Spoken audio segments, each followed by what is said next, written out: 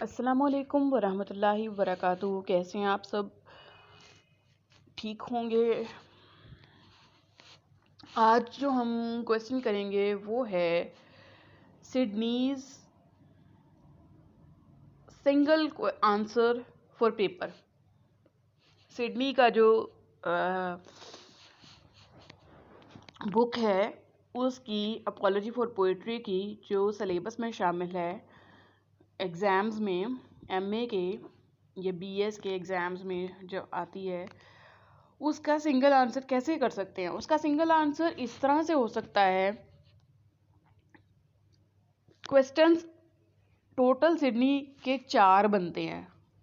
Nature of poetry, nature and function of poetry. दूसरा comparison between philosophy and poetry और comparison between philosophy and history. और सबसे important question जो बनता है वो है जो आप सब जानते हैं, जो कॉमन है और जो कॉमन पेपर्स में पूछा जाता है, वो हर यूनिवर्सिटी ज़रूर पूछती है और ज़्यादातर वही आता है। और इससे ज़्यादा मतलब कि कोई क्वेश्चन, बाकी सारे क्वेश्चन नॉर्मली में 1 to 2 टाइम्स या 2 to 3 टाइम्स आते हैं, लेकिन ये क्वेश्चन हर दूसरे तीसरे पेपर में ये होता है। अगर एक पेपर स्किप हो जाए 1 साल का, दूसरे साल में ये होता है। वो कौन सा क्वेश्चन है? Defence of poetry. ये क्वेश्चन सबसे इम्पॉर्टेंट क्वेश्चन है क्योंकि ये चार्जेस बेसिकली सिडनी की बुक ही इसी के ऊपर लिखी गई है कि वो चार्जेस अगेंस्ट पोइट्री हैं उसको वो क्लियर करता है। ये क्वेश्चन सबसे इम्पॉर्टेंट क्वेश्चन है। आप ये प्रिपेयर कर लें के साथ साथ आपके वो जो तीनों क्वेश्चंस है ना वो उसमें एडजस्टेंट हो जाएंगे। नेचर ऑफ पोइट्री भी आ जाता है बीच में, आप उसको भी बीच में एडजस्ट कर सकते हैं। फिर फिलॉसफी और हिस्ट्री का जो कंपैरिजन है पोइट्री के साथ, वो भी आप उसमें एडजस्ट कर सकते हैं। अगर आप जब किसी भी चार्ज को डिवाइड, 4 चार्जेस हैं हमारे पास, ठीक है। 4 चार्जेस को अब हम जब एक्सप्लेन करेंगे पेपर में, तो हम क्या 2-3 लाइन्स में तो नहीं कर सकते, हम उसको डिफाइन करके करेंगे ना थोड़ा सा। अब उसमें अगर आप देखें, अगर आप डिवाइड कर लेते हैं कि आपके पास 44 शीट्स अवेलेबल हैं, तो 44 शीट्स को आप अगर एक क्वेश्चन पे 8 पेजेस में डिवाइड कर लें, ठीक है। चलिए 8 पेजेस आप तय कर लें कि भाई मैंने 8 पेजेस का जितना क्वेश्चन करना है, ठीक है। अगर नहीं हो सकता तो आप 6 पेजेस कर लें, 4 पेजेस कर लें, लेकिन चले आप डेडलाइन तो यही होती है ना कि चलो हम 8 पेजेस तक बाउंड्री हमार यही है। तो आपको 5 to 6 कोटेशंस तो बीच में लिखनी ही है, या 4 to 5 कोटेशंस आपको बीच में लिखनी है। पॉसिबल है ये तो, मतलब कि क्योंकि कोटेशंस के बगैर तो एग्जामिनर मानता भी नहीं है। हाँ, आपकी बात, वो कोटेशंस चाहता है।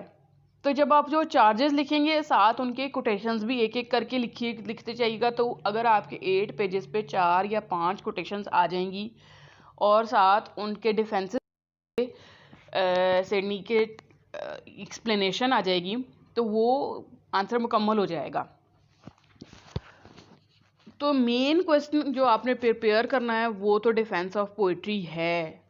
पोइट्री के डिफेंस के साथ आप ये जो बाकी जो जैसे हम कहते हैं ना एडजेसेंटिटीज, ये क्वेश्चंस भी एडजेसेंट होते हैं। Nature and function of poetry का क्वेश्चन बहुत इंपॉर्टेंट है। ये कभी कभी बिल्कुल अलहदा आ जाता है, उसको भी प्रिपेयर करना पड़ता है। तो अगर हम ये कहें ना कि सिर्फ सिंगल ही आंसर हमने तैयार करना है, तो सिंगल आंसर बीए के पेपर दे लेते हैं, उससे एग्जाम्स में हम ऐसे एक सिंगल प्रिपेयर कर लेते हैं, उसकी के साथ अटैच कर देते हैं उस लफ्ज़, उस टॉपिक के साथ जो टॉपिक आया हुआ होता है। हमने सिंगल आंसर प्रिपेयर कर लिया उस ऐसे का, ठीक है। अब उसकी जो ऐसे का टॉपिक आया है ना, वो हमने हर जगह उसके अंदर डाल दिया। लेकिन एमए में ऐसा नहीं होता। एमए में हमें एग्जामिनर को अपना पॉइंट ऑफ व्यू क्लियर करना पड़ता है, तो ही तो वो मानता है कि भाई ये इसका कॉन्सेप्ट क्लियर है। मेरे कहने का मकसद ये है कि सिंगल आंसर तो नहीं आप एडजस्ट कर सकते, लेकिन अगर आप डिफेंस ऑफ पोइट्री का क्वेश्चन कर लेते हैं ना, फिर ये जो 2-3 क्वेश्चंस है ना, ये बीच में एडजस्ट हो जाते हैं। क्योंकि इसी आंसर को लंबा कर देंगे ना कोटेशंस के साथ। कोटेशंस मस्ट हैं, ये बात आप याद रखें। कोटेशंस के बगैर आपका पेपर नहीं हो सकता। कोटेशंस और डिफेंस ऑफ पोइट्री के 4 चार्जेस और उसके बाद उसकी एक्सप्लेनेशन, और आप मिनिमम रखें कि चलें मैं 6 पेजेस करके आऊँगा या करके आऊँगी, तो आपका ये आंसर कंप्लीट हो जाएगा। बाकी और दूसरा इंपॉर्टेंट क्वेश्चन है nature and function of poetry. अगर आप nature and function of poetry भी कर लेंगे ना, तो उसमें भी कहीं ना कहीं चार्जेस डिस्कस होते हैं। कहीं ना कहीं थोड़ा थोड़ा हमें बताना पड़ता है कि प्लेटोस के कौन से चार्जेस थे, या स्टीफन गॉसन ने प्लेटोस के चार्जेस को क्यों डिफेंड किया, या उसके बाद सिडनी ने इन चार्जेस को क्यों उसके अगेंस्ट गया और उसको क्यों फिर क्लेरिफाई किया कि ये ऐसा नहीं हो सकता। कहीं ना कहीं हमें डिस्कस करना पड़ते हैं। आप अपने इस क्वेश्चन को प्रिपेयर करेंगे ना, तो आपका बहुत इजी हो जाएगा। और डिफेंस ऑफ पोइट्री का क्वेश्चन मैंने एक वीडियो में डाल दिया हुआ है, यूट्यूब में है, इस मेरे चैनल में, आप उसको प्रिपेयर करें और इजीली आपका आंसर प्रिपेयर हो जाएगा, सिंगल आंसर। अपनी दुआ में याद रखिएगा। अल्लाह हाफिज़।